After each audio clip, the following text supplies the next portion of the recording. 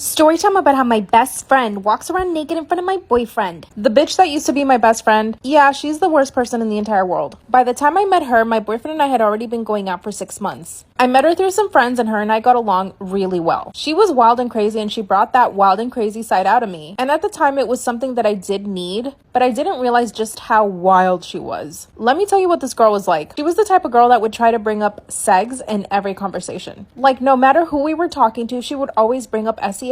She would always try to impress everyone about how much she knew about it and how much she needed sex all the time. And sometimes I would ask her to not talk about it so much. And her response to that was, "Stop being such a prudy, bitch." My boyfriend and I decided to have all our friends over at my apartment for dinner. Since I had just met her, I decided to invite her over. This was the first time she was meeting my boyfriend and all of my friends. And of course, she proceeded to monopolize the entire conversation all night, and all she talked about was sex. Then she went to the bathroom and took off her jacket. She came out in her bra and shorts. That's when she came out of the bathroom in her bra and a pair of shorts. Mind you, we have a bunch of our friends over having dinner at my place. I get up from the table and I ask her what's up. That's when she says that it's way too hot in my apartment and that I needed to turn down the temperature. I told her I'd give her a t-shirt if she wanted to, and she said no. I'm comfortable in my body and I don't care if people look at me. When I look around, I see everyone staring at her. Obviously, all the guys are like oogling her goodies, but all the girls that are there with their guys are instantly upset. That's when my boyfriend bursts out laughing and says, "What's wrong with her?" She just starts laughing maniacally at what my boyfriend said. Then she goes and sits down next to my boyfriend and starts joking with him. You might be thinking I'm so stupid for this, but I decided to let it go. Oh yeah, she's also the type of person that never wants to go home. That's when I had to be honest with her and I told her that she was making everyone uncomfortable. And I asked her to leave, which she did. A few days later, she comes over to my place so that we can get ready to go out. My boyfriend was going to go out with his friends and I was going to go out with her. 2 seconds after she comes into my apartment, she walks out of the bathroom completely naked.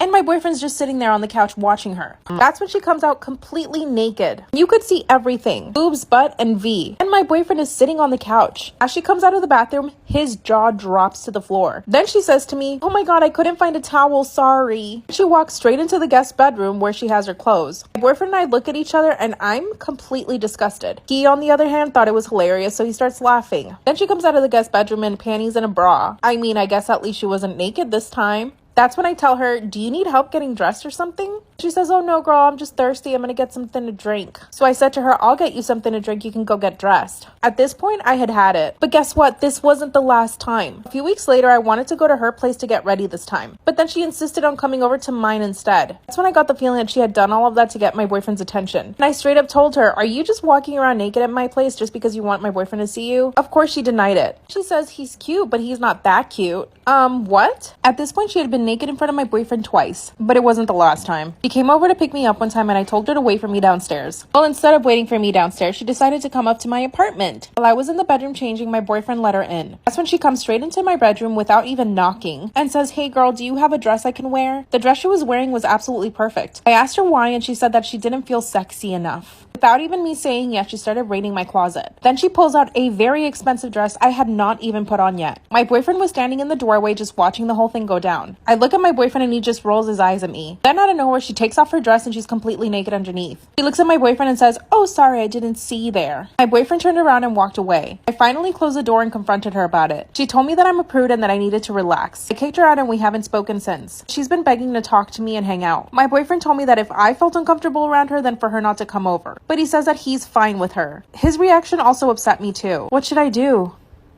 Am I wrong for tricking my in-laws into trying my food? This isn't necessarily my proudest moment, but I'm tired of being the outcast. My 32 female, husband Pete 34 male, comes from a family where the women are all bakers. I am a baker myself and I used to sell out of my house, but I stopped because I like it just being a hobby. His sister-in-law Kay, 39, is the one who is known for her cupcakes and cake pops. When I first met everyone years ago, it was the first thing I learned. Even when Pete mentioned how good my stuff was, everyone would say that Kay sells hers and they're popular so they must be better. Whenever I bring treats, they are often left untouched because they are not Kay's. Yes, I've been told that. They'd ask me to Bismillah!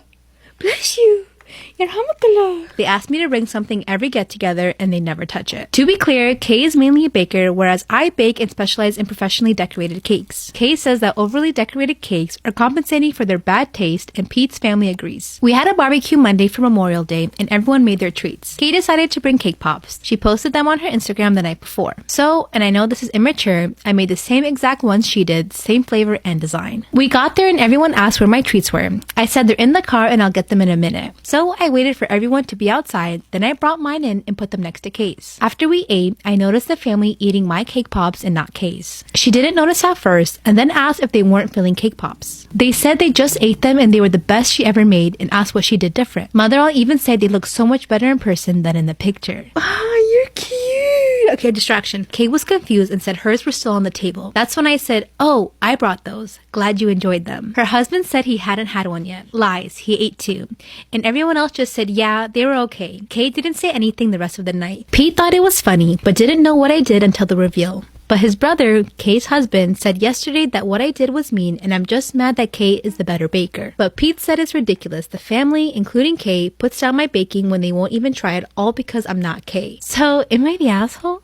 Am I the asshole for filing a complaint about a hospital worker trying to touch my baby? Yesterday I had a doctor's appointment that I had to bring my 7-month-old son with. Appointment went fine, but afterwards I had to head downstairs to the lab to get some blood drawn. While I'm waiting in line to check in, another woman walks up to me and starts asking about my son. Boy or girl? How old is he? Meanwhile, he is in his stroller sleeping with a blanket over the whole front, so it's darker and gives off the chill sleep vibes inside the stroller. This woman proceeded to lift up the blanket to peek inside at my son. Immediately I responded with, in a slightly annoyed tone, he's sleeping right now. He's been having a rough time with naps during the day, so he was very cranky earlier, which is mom code for don't wake up my baby, don't touch my baby. Right after I told this lady that he was sleeping, she looked up at me and said, oh, okay, really fast in a hushed tone, then continued to try to stick her hand further in the stroller under the blanket, like she was just gonna be quiet now instead of taking the hint. So at that point I was mad and snapped. I said, don't touch my baby, I don't know you, and I already said he is sleeping. She had the nerve to tell me it was okay because she worked there at the hospital. That just made me even more mad, so I asked her, so then are you here to draw my blood too, since you work here and you can do everything? She then said how rude that was and how she just wanted to congratulate me on my baby. She told me that it was a shame motherhood didn't turn me into a sweet person who wanted to show off and brag about my baby like it does for everyone else. As she walked away, the counter opened up for me to check in and I asked to file a complaint about her being so rude and trying to touch my baby. The woman at the counter said I could and would give me the info I needed for that, but then asked if I was sure I wanted to complain because lots of people like touching babies here. Usually the mom isn't upset about it. I was literally flabbergasted that she would say that to me, so I turned around and left the whole goddamn hospital because I could feel a nuclear breakdown coming. I called the hospital later and explained what happened and that I needed to reschedule. The woman on the phone apologized on behalf of the hospital and said she would file the complaint for me. Now that I've simmered down, I do sort of feel a bit Karen-ish because I've never filed a complaint about anyone before, but I'm still so mad about the way they talk to me at the clinic.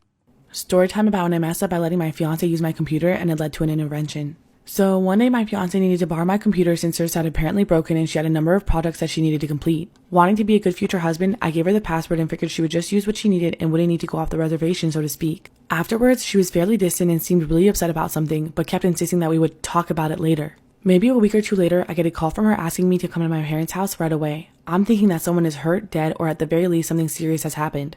I arrived and my whole family, which includes my 2 older sisters, my mom, my dad, and of course my fiance. They sit me down and I'm preparing myself to hear some kind of bad news, only to discover that this is actually an intervention. Right now, you're probably wondering what this intervention is about. Well, during my fiance's time using my laptop, she had accidentally opened one of my old documents. In this document contained one of my old posts from when I used to do erotic role-playing on certain website, which will not be named. The main issue is that this post was for a non-consensual fantasy, which of course was a bit of shock to my fiance, but instead of just closing it out, she decided to do a deep dive and dig for more. From there, she found more old posts as well as my corn and hentai folder, most of which were a non-consensual nature that made my fiance sick to her stomach. You're probably wondering why I needed the docs or kept them on my laptop. The answer to this is 1, I needed to use a spell check because I'm a shit writer, and 2, I had been too lazy to delete them since I figured who's gonna see it other than me. The intervention essentially consisted of each person going around the room telling me how much they love me, how they wanted me to get help, with some of them giving me a recommendation for a psychologist. When it was finally my turn to talk, I'm understandably pretty flustered, mortified, embarrassed, etc., and pretty clumsily trying to explain that it's all fantasy, that I know the difference between fantasy and reality, and I do not actually want to hurt or prey on any woman. It's important to know that my fiance, while she's into nerdy stuff like science and mathematics, that's pretty much where her nerdiness ends. She isn't into the part of the nerd and weeb culture that involves sci-fi, anime, video games, etc. So trying to explain all my weird kinks and fantasies to both her and my very straight-laced family is not going very well at all, as they mostly keep telling me that I'm in denial. After about an hour of being in the hot seat, my fiance decides that she's going to reveal the smoking gun and starts reading back to me one of my posts that she had printed out. which in turn caused me to storm out, get in my car, and drive around aimlessly for hours, going through just about every type of emotion you can imagine. To make a long story slightly shorter, we ended up breaking off the engagement since she couldn't be with me if I wouldn't get help, and I couldn't exactly forgive her for laying out my dirty laundry for my whole family. I had to move out since the apartment we were renting was under her name, and staying with my family wasn't an option since they've mostly cut off contact. Luckily, I've got a good group of friends that helped me get back on my feet, and I'm currently dating someone who I have much more in common. Am I wrong for trying to talk my friend out of taking a paternity test? My friend Nick and his wife Jessie just had a baby. I'm close friends with both of them. The baby looks just like Nick. There's no question they are related. One of Nick's friends is a bit of a weird guy, and he brainwashed Nick into wanting to take a paternity test. Nick asked my advice on how to bring up this topic with his wife Jess. Oh, you don't, you psycho. I was shocked. I thought the relationship was good and they trusted each other, and the baby looks just like Nick. I started asking Nick questions as to why he thinks Jess cheated. What did she do that made him suspicious? He admitted that she didn't do anything, but he needs the test to be certain. So I told Nick that it's a bad idea and could really hurt Jess. She had an extremely traumatic birth, the baby was huge, she didn't get an epidural, and everything ripped. I think she might even have postpartum depression. What she needs is support and love and not accusations of cheating. He kept saying that he needs this to be certain and his wife should be understanding. So I asked him how he would feel if his wife asked for a paternity test for him and Anna's, his female best friend's, baby who was born last year. He said he would be really disappointed in Jess and it would make him rethink their entire relationship, possibly even break them up. He said it's different because Jess doesn't have to spend money on and raise Anna's baby, thinking it's hers when it might not be. Nick is now mad at me for not supporting and helping him. He says that I'm a woman and I can never understand how it is to the father, and I'm not even trying to understand it. Which is partially true. But I can say the same thing about him, that he is not even trying to understand how it is to be the mother to be basically accused of cheating after such a traumatic birth. So did I step over a line? Am I the asshole? I never complain in airport security because usually I'm like, good, do that. Secure the plane.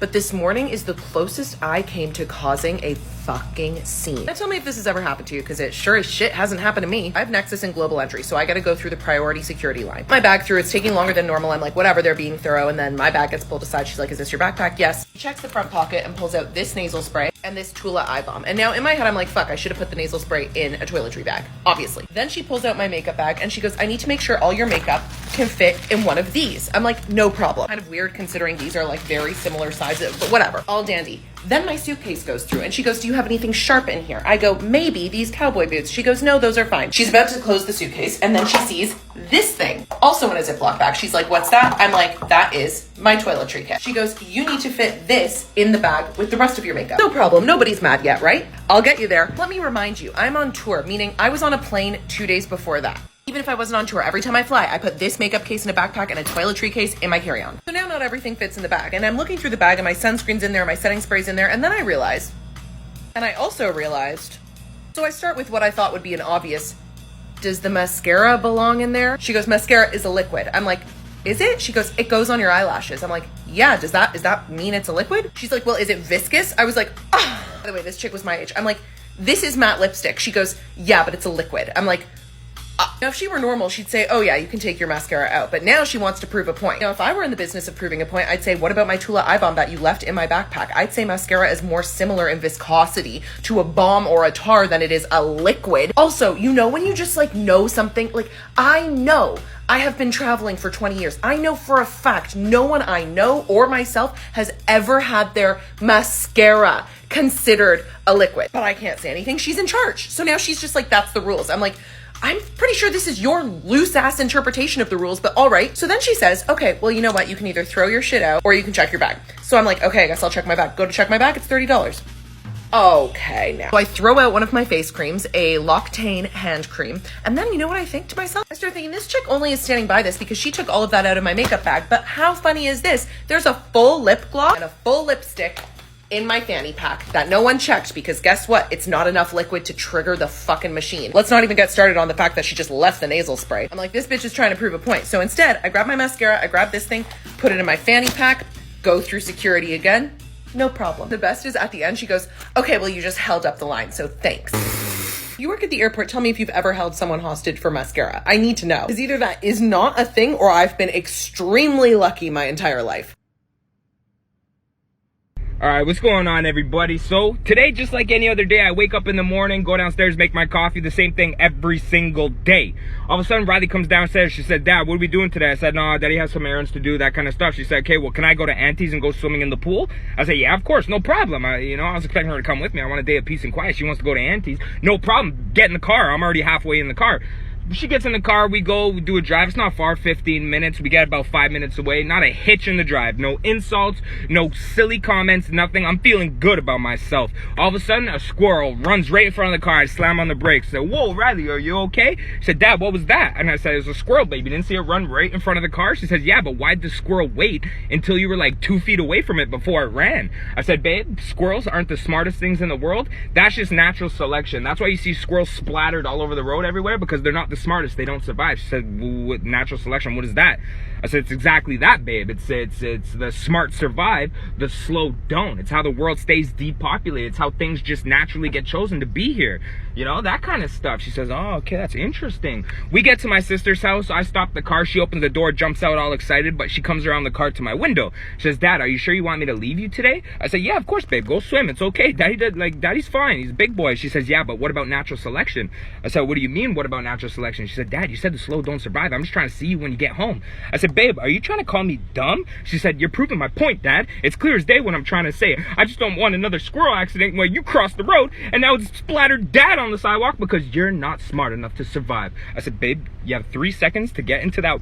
3 seconds to get into the house. Get into the house. I was trying to say, you're my kid. We have the same genes, so you're not smart.